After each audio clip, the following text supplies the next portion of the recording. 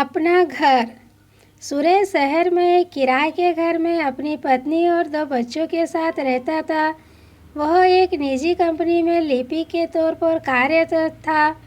कई साल नौकरी करने के बाद सुरेश ने थोड़े बहुत पैसे जोड़े थे, जिनसे वह अपना घर खरीदना चाहता था।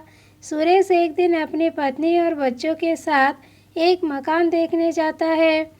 उसे मकान बहुत अच्छा लगता है, लेकिन मकान की कीमत सुनते ही वह मना कर देता है। दरअसल मकान की कीमत उसकी हैसियत से दुगनी थी, लेकिन फिर भी उसकी पत्नी ने उसकी हिम्मत बढ़ाते हुए उसे यही मकान लेने को कहा। सुरेश अपनी पत्नी और बच्चों की खुशी के लिए बैंक ऋण लेकर वही घर खरीद लेता है। घर खरीदते ही सुरेश की हैसियत उसके परिवार और समाज में बढ़ जाती है। धीरे धीरे सुरेश को अपने घर का घमंड होने लगा और अब वह अकड़ कर चलना सीख गया था। लेकिन कुछ ही महीनों के अंदर सुरेश की खुशी गम में बदलने लगी। ब्याज पर लिए गए ऋण की वजह से सुरेश की आधी वेतन कट जाती थी। शुरू में तो सुरेश को इसका कोई फर्क नहीं पड़ा, लेकिन जैसे ही खर्चे बढ़ने लगे तो उसे अपने आर्थिक स्थिति की चिंता सताने लगी। फिर भी सुरेश जोड़ तोड़ करके अपना घर चला ही रहा था। लेकिन एक दिन अचानक सुरेश के छोटे बेटे की तबीयत खराब हो जाती है, जिससे वह डर जाता है और अपने बेटे को लेकर अस्पताल भागता है। अस्पताल में इलाज के दौरान पता चलता है कि बच्चे को कैंसर है और उसका ऑपरेशन करना बहुत ज़रूरी है, नहीं तो उसकी जान को खतरा हो सकता है। डॉक्टरों की बात सुनते ही सुरेश और उसकी पत्नी घबरा जाते हैं।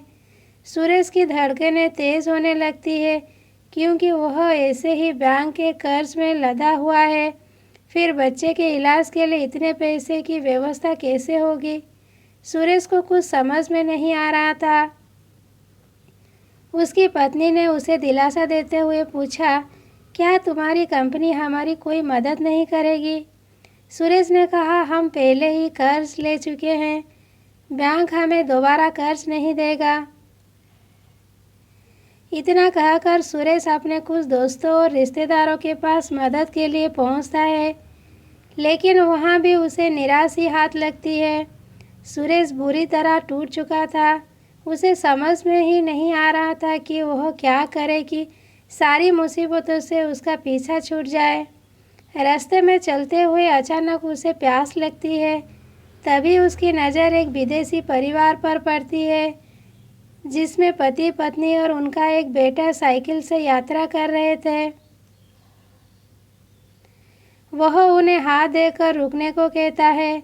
सुरेश का इशारा पाते ही विदेशी परिवार रुक जाता है। सुरेश उनसे पानी मांगता है। वह तुरंत सुरेश को पानी पिलाते हैं। विदेशी परिवार लंबे समय से कई देशों की यात्रा कर रहा था, इसीलिए उन्हें कई भाषाओं का अच्छा ज्ञान हो चुका था। थोड़ी बहुत बातचीत के दौरान सुरेश को जैसे ही पता चलता है कि इस व्यक्ति ने अपनी सारी संपत्ति बेच दी है और अपने परिवार के साथ सभी देशों की यात्रा कर रहा है, इस बात से सुरेश के मन में उथल पुथल मच जाती है, क्योंकि वह अपना घर होना बड़ी शान की बात समझता था। सुरेश को लगता है आखिर कैसे कोई अपना सब कुछ बेचकर खुश हो सकता है।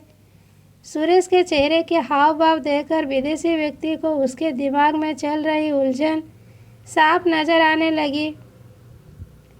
सुरेश के विचलित मन को शांत करने के लिए उस व्यक्ति ने सुरेश से कहा, मेरा मानना है कि पूरी दुनिया ही मेरा घर है, फिर किसी एक कोने पर अपना अधिकार जताकर मैं इतनी बड़ी पृथ्वी को पराया कैसे कर दूं?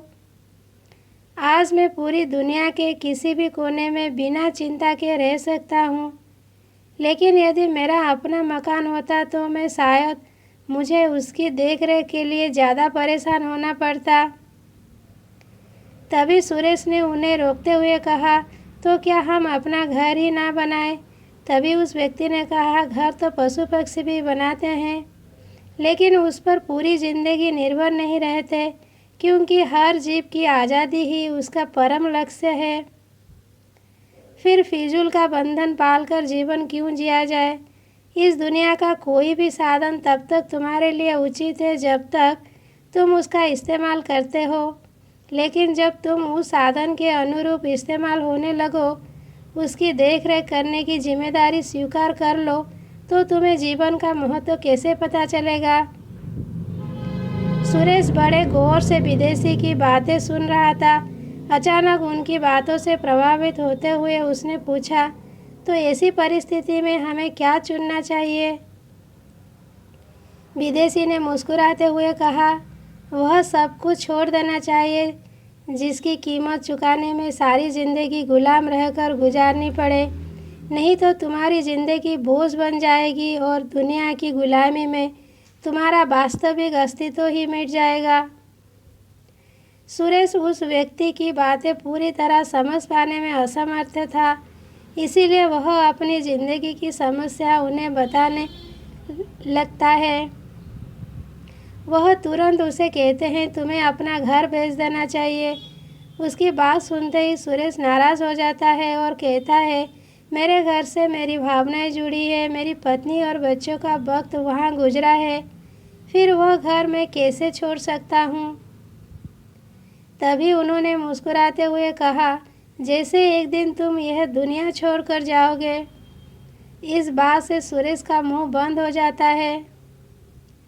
विदेशी व्यक्ति अपनी बात आगे रखते हुए कहते हैं, तुम्हें समझना होगा कि दुनिया की अर्थव्यवस्था चलाने के लिए सामाजिक सोच को बदलना बहुत ज़रूरी होता है और इसी योजना के तहत बैंक जैसी बड़ी बड़ी संस्थाओं के द्वारा मीडिया के माध्यम से हमारे दिमाग में यह भावना डाली गई है कि अपना घर होना सम्मान की बात है और हमें मानसिक तौर पर इसी बात को सत्य मान रखा है। जिससे तुम्हारी ज़िंदगी में खुशियाँ आई हो या नहीं, लेकिन बैंकों ने कर्ज के माध्यम से तुम्हें अपना गुलाम ज़रूर बना लिया है। बस फिर क्या था, सुरेश को एहसास होता है कि घर ही उसके मुसीबत की जड़ है। अगर वो इतने कर्ज में नहीं दबा होता तो अपने बेटे का इलाज करवाना कौन सी बड़ी बात थी। सुरेश ने वापस आते ही अपना घर बेच दिया और अपने बेटे का इलाज करवाने के बाद फिर से किराए के घर में रहने लगा। इस घटना ने सुरेश को सिखा दिया था कि साधन सफ़र करने के लिए होता है, मंजिल बनाने के लिए नहीं।